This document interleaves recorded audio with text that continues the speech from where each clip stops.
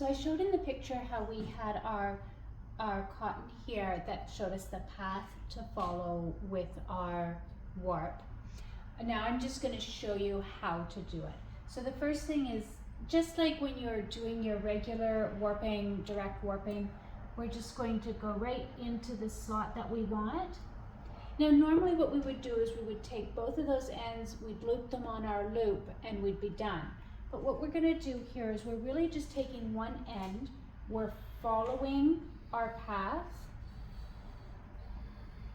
and when we get to the end of that path, we're going to wrap it around that end peg and follow the path back. So that gives us our two ends like we would have if we were direct warping. Then I can just let it go. I'm going to wrap it around that back warping peg, and I'm going to go through the next slot. So again, I'm just taking the one end, following the path. It's very, very important that you follow the path. And then back again. And then we're ready for the next end. So through the slot, around the pegs, back, following the same path. And there we go, that's all there is to it. So you can press these down. Eventually what's going to happen is this is like working on a single peg when you're direct warping and you're direct warping to a single peg. What happens is your warp is wider on the edges and it comes in narrower to the point of that single peg.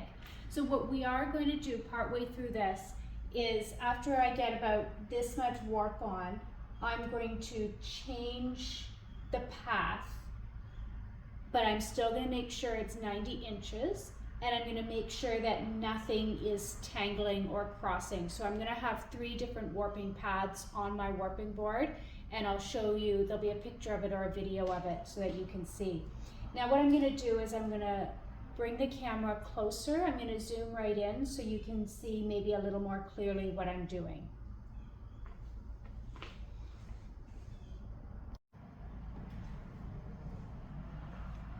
So what I really want you to notice here is this peg right here and what we're doing.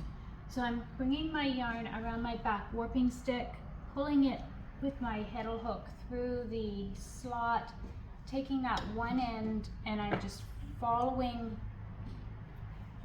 the path that I've already laid out. And when we get to this peg, it wraps around, comes back around, so you've got a wrap here.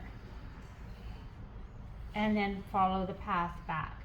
I know you can't see what's happening over on this side, but I really wanted you to see what was happening here. So you can watch both videos and see exactly what's happening.